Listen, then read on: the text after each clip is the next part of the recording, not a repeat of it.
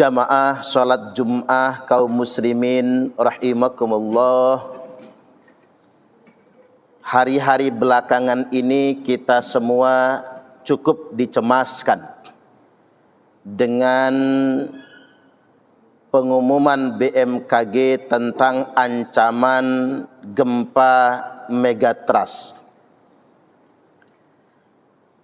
Pengumuman ini sebetulnya memiliki maksud untuk mitigasi bencana, yakni mengantisipasi, meminimalisir resiko yang diakibatkan oleh bencana tersebut.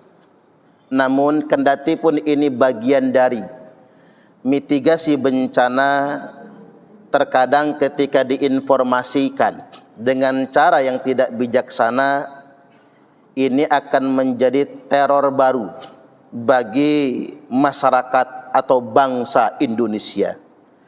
Oleh karena itu, khatib menghimbau kepada kita semua untuk bersikap bijak dalam menyebarkan informasi, baik di media sosial maupun media pemberitaan, agar kemudian tidak memunculkan masalah baru bagi masyarakat kita.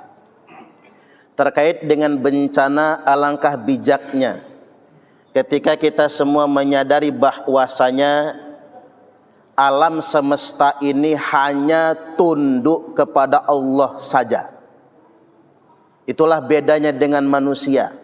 Kalau manusia ini masih membangkang kepada Allah, dikarenakan manusia memiliki akal pikiran dan hawa nafsu.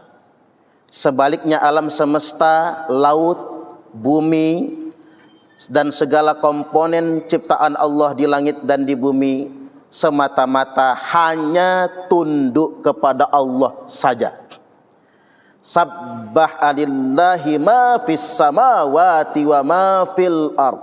Senantiasa bertasbih kepada Allah, yakni dalam pengertian hanya semata-mata tunduk kepada Allah, apa yang ada di langit maupun apa yang ada di bumi. Artinya semesta ini hanya tunduk kepada Allah semata.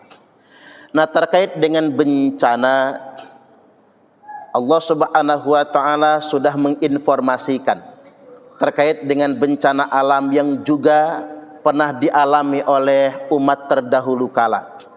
A'udzubillahi minasyaitonir rajim.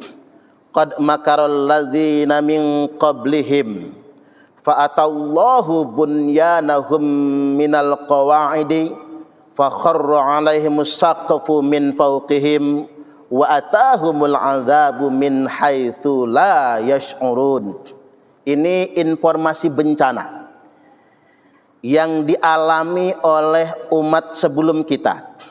Dan informasi bencana ini menurut khatib adalah bagian dari mitigasi bencana yang Allah informasikan kepada kita semua, yakni qad makaral ladzina min qablihim. Sungguh umat terdahulu kala, orang-orang sebelum mereka sudah berbuat makar, yakni berbuat kemaksiatan, berbuat kerusakan di muka bumi ini. Artinya memang bencana itu boleh jadi berbanding lurus dengan makar manusia, kerusakan yang dilakukan oleh manusia atau kemaksiatan yang dilakukan oleh kita semua. Maka gara-gara makar manusia itu, fa'atallahu bunyanahum, maka Allah hancurkan gedung-gedung mereka, Allah hancurkan rumah-rumah mereka, Allah hancurkan bangunan mereka minal qawaid, langsung tercerabut dari pondasinya. Inilah yang disebut dengan gempa bumi, di mana semua bangunan kokoh dan megah akan tercerabut sampai dari pondasinya. Fakharra 'alaihimus saqfu min fawqihim. Kemudian Allah runtuhkan atap-atap bangunan mereka dari atasnya. Wa atahumul 'adzabu min haitsu la yash'urun. Dan Allah mendatangkan bencana itu dari arah yang tidak diduga-duga, dari arah yang tidak mereka sangka-sangka. Artinya ketika bencana itu sudah bisa diprediksi, ketika bencana itu sudah bisa diduga, justru bencana itu tidak akan terjadi. Karena hakikatnya berdasarkan informasi ayat ini, bencana itu akan terjadi mendadak, akan terjadi dari arah yang tidak disangka-sangka. Kemudian yang berikutnya pada ayat yang lain, Allah Subhanahu wa taala juga berfirman, A'udzu billahi minasyaitonir rajim. Qul huwal qadiru ala ayyab'atsa 'alaikum 'adzaban min fawqikum aw min tahti arjulikum aw yalbisakum syi'a. Yakni qul huwal qadir, katakanlah. Kita wajib semua menegaskan ini, katakanlah. Huwal qadir, dialah Allah yang maha kuasa untuk mendatangkan bencana. Jadi bencana bukan inisiatif bumi untuk gempa, bencana itu bukan inisiatif lautan untuk tsunami, bencana itu bukan inisiatif angin yang kemudian menjadi badai, tapi bencana itu semata-mata hanya kehendak Allah, semata-mata atas inisiatif Allah. Ala ayyab'atsa 'alaikum 'adzaban, untuk mendatangkan kepada kalian semua bencana, min fauqikum, dari arah atas kepala kalian, au min tahti arjulikum, atau keluarnya dari arah bawah kaki kalian, au yalbisakum syi'a. Tapi ingat, ini yang ketiga yang paling menakutkan. Bencana yang sulit sekali kita hindari adalah bencana di mana sesama kalian justru saling membinasakan. Nabi bersabda, aku punya 3 permintaan.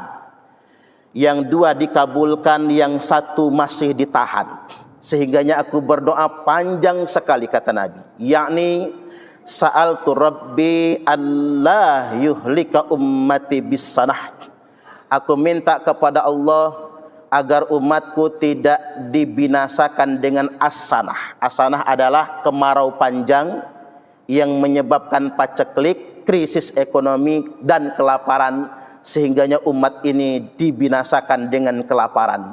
Fa'atoniha, doa yang pertama ini langsung dikabulkan oleh Allah. Artinya bencana berupa kemarau panjang hingga kelaparan dan kematian tidak akan pernah terjadi lagi, karena Nabi sudah meminta dan doa Nabi dikabulkan oleh Allah. Selanjutnya, wasa'altuhu alla yuhlika ummati bil gharaq. Aku minta kepada Allah agar umatku tidak dibinasakan dengan ditenggelamkan, baik dengan gempa bumi atau tsunami. Artinya, jamaah Jum'ah rahimakumullah, kalaupun ada gempa bumi, kalaupun ada tsunami, itu hanya bencana sebagai peringatan, tapi bukan untuk membinasakan umat ini. Wa sa'altuhu alla yaj'ala ba'sahum bainahum. Aku minta kepada Allah agar umatku tidak saling membinasakan, perang antar sesama mereka sendiri. Doa yang ketiga inilah yang masih ditahan oleh Allah. Jadi tegasnya, alih-alih kita mencemaskan megatrust, alih-alih kita mencemaskan alam semesta yang hanya tunduk kepada Allah saja, sebetulnya yang mesti kita antisipasi adalah bencana antara sesama kita, terjadinya disintegrasi bangsa, perang saudara, perpecahan. Itulah yang sangat dikhawatirkan oleh Nabi ketika umatku saling membunuh, saling membinasakan antara sesama mereka semua. Oleh karena itu, kita tutup semua celah peluang disintegrasi bangsa. Kita jaga persatuan dan kesatuan, karena dengan itulah bangsa kita bisa sejahtera. Apa yang dikhawatirkan Nabi sudah terjadi, tapi bukan di Indonesia, tapi sudah terjadi di Timur Tengah. Mereka berperang, mereka saling menumpahkan darah, akhirnya mereka mengalami penderitaan yang sangat lama, yang kita tidak tahu kapan itu semua akan selesai. Barakallahu li wa lakum fil Qur'anil azim, wa nafa'ani wa iyyakum bima fihi wa dzikril hakim, wa taqabbal taqabbala minni wa minkum tilawatahu innahu huwas samiul alim.